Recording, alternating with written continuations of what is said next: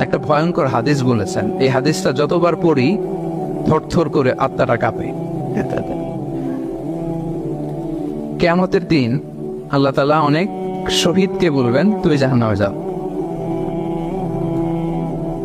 সে বলবে, আল্লাহ আমি জাহান্নামে যাবো, আমি তো রক্ত দিয়েছি তোমার জন্য, লিইলাহি কালিমাতিল্লাহ,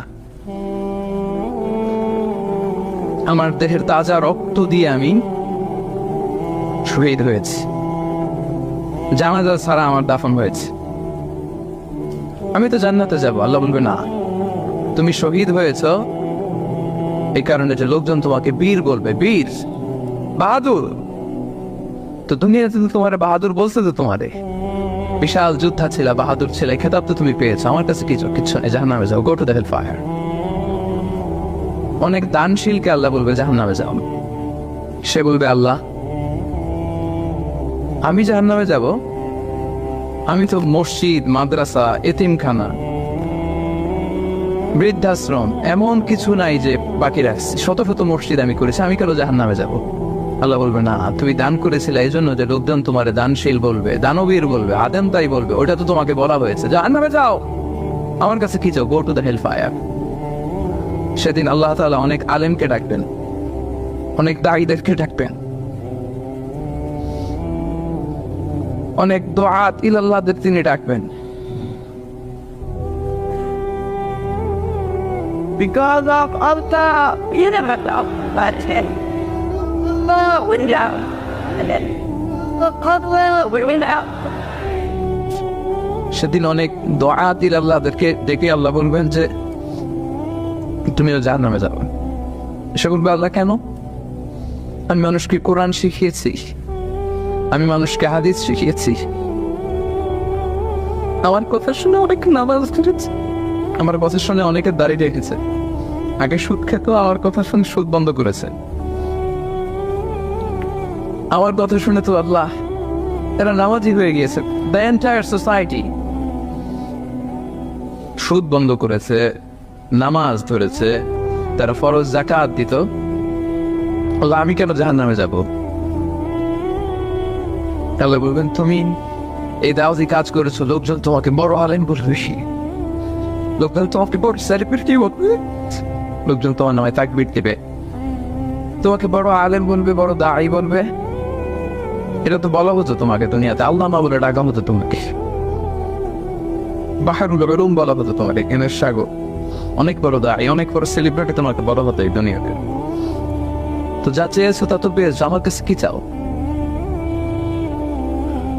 আমার কাছে তোমার জন্য কিছু নাই, go to the hell fire, তুমি জাহান্নামে যাও। আল্লাহ এরকম আলেম হওয়া থেকে আমাদেরকে তুমি বাঁচাও। আল্লাহ লোক দেখানো মানসিকতা, এই শো অফ থেকে আল্লাহ তুমি আমাদেরকে হেফাজত করো। তাহলে 4 নম্বর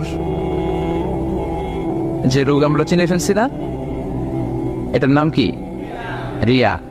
নামাজ পড়তেছি, মানুষ আমার বড় মুসল্লি বলে, হজ করে আসছি যেন আমার নামের আগে আলহাজ লাগায়,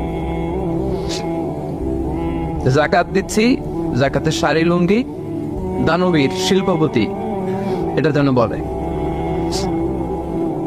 জিহাদের ময়দানে গিয়েছি, ইসলামের জন্য মিছিল দিচ্ছি, যাতে মিডিয়াতে আমাকে সবার আগে দেখা যায়। আল্লাহ বলবে, go to the hell fire, জাহান্নামে যাও। এগুলো একটাও আমার জন্য করো নাই, তুমি যা চেয়েছিলে দুনিয়াতে তুমি সেটা পেয়েছো, আমার কাছে কি চাও? কিচ্ছু নাই আমার কাছে কখনোর জন্য, যাও।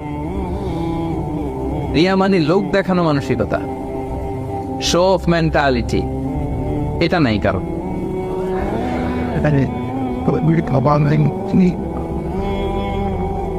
এটাও আছে। তো এই যে শো অফ মেন্টালিটি, প্রিয় ভাইরা, সম্মানিত ভাইরা, খেয়াল করে শুনেন, এই শো অফ করার মেন্টালিটি, এটা বড্ড ভয়ঙ্কর। লৌকিকতা, লোক দেখানো মানসিকতা, এবং সোশ্যাল মিডিয়ার কারণে এই ব্যাপারটা আরো ভয়ঙ্কর হয়ে গিয়েছে।